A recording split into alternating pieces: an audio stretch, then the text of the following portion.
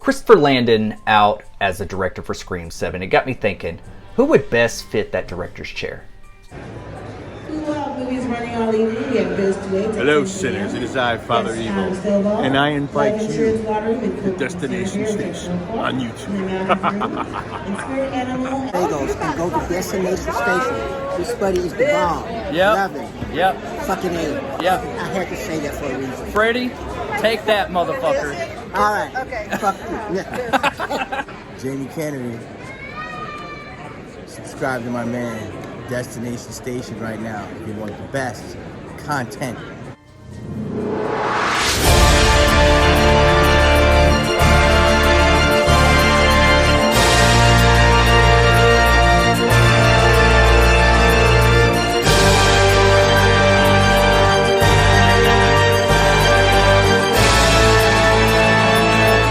What's up? Welcome to Destination Station. As always, I'm Destin. Thank you for clicking on this video. Subscribe to Destination Station if you want Scream, Halloween, and everything in between, where every town has an Elm Street and all roads lead to Woodsboro. Okay. Also, I want to give a special shout out to all my new members on the channel. I'm putting y'all up right here. I really appreciate y'all. If you do decide to become a member, we do members only Monday. So at 9 p.m. Central, so consider becoming a member. We do special watch parties over there, special screenings of movies for members' eyes only. And it's not only limited to Monday night for the members. You can also come on other watch parties with me. We do games over there as well. So yeah, stick around for a little bit. Also, become a subscriber if you're just stopping by. I really appreciate it. But today, I also want to talk about some positivity about Scream 7. We've talked about a lot of negativity, and it just seems like it keeps getting worse. And we got a little bit of glimpse of hope with Guy Busick coming back as a writer. I already put up that video. But with Christopher Landon being almost like a perfect choice for this franchise, now it's not on the table. He's out of that director's chair. But it really got me thinking, like, who would best fit that director's chair? Who would bring it home? You know, nobody's going to bring it home like the GOAT Wes Craven did, okay? But there are other great contenders here, and there's some people that are just kind of like almost forgotten a little bit from the horror genre. They dabbled into it in the past, so I really want to touch on it here. So I'm talking about some of the directors. I'm going to start off here, and I'm going to start off with the obvious. James Wan. James Wan is terrific. We just heard recently he has combined forces with Blumhouse, with Jason Blum. You know, James Wan and Blumhouse, Atomic Monster and Blumhouse is coming together to become a force of nature in the horror genre. I think that's really awesome. That was really cool to see. But James Wan, I think that if James Wan tackled any horror project, I think he would be successful at it. He's just he's so much talent behind the camera. His directing style, all the way from the original Saw to The Conjuring to Malignant recently. He is a little bit more like, you know, like more flashy with this stuff. He's very technical. And so yeah, but I think that with Scream, he could get that good flavor, you know, like that good mood and atmosphere.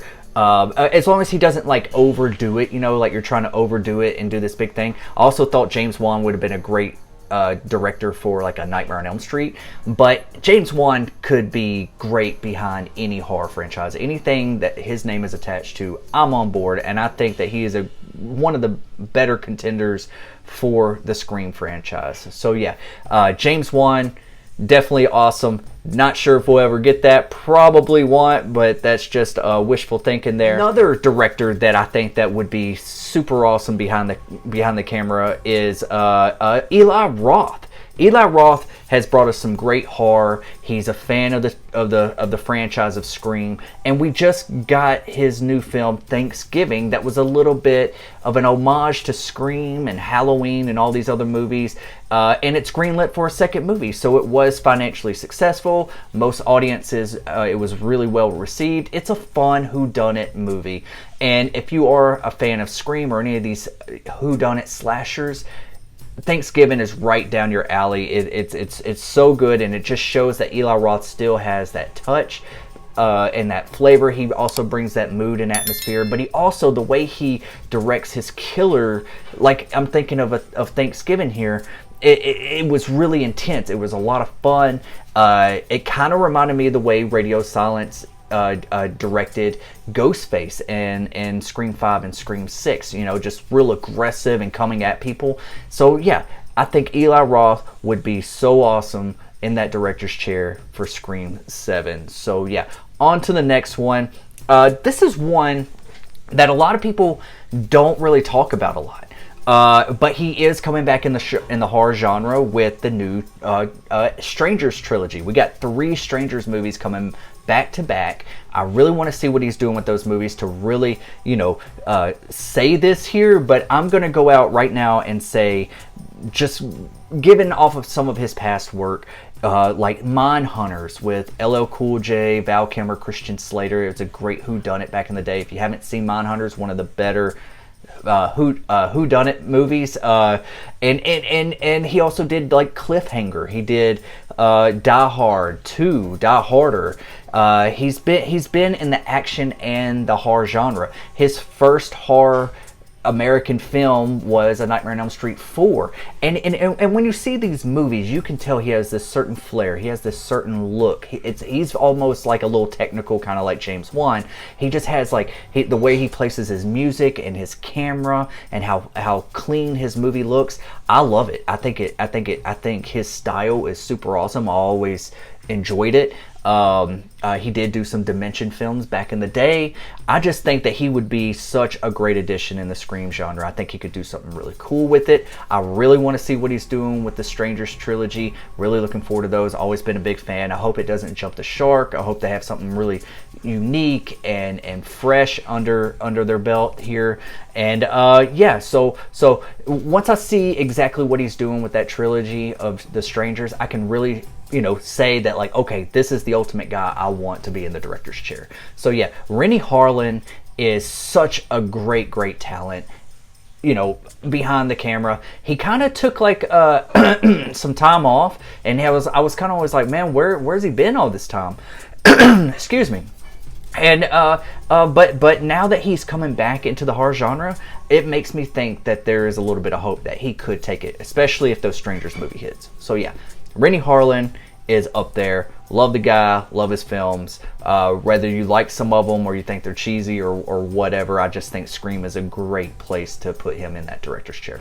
Robert Rodriguez, you know, and pump the brakes before, you know, you start hating down in the comment section. Robert Rodriguez does have a lot of talent behind the movie, behind his films. He's done some really good action movies. He's done some kid movies. He did From Dusk Till Dawn, which was one of my all-time favorite movies, you know, back in the day. But you got to also remember that like they put like the first Stab movie in Scream 2, whenever it was up on the screen, it said directed by Robert Rodriguez, you know.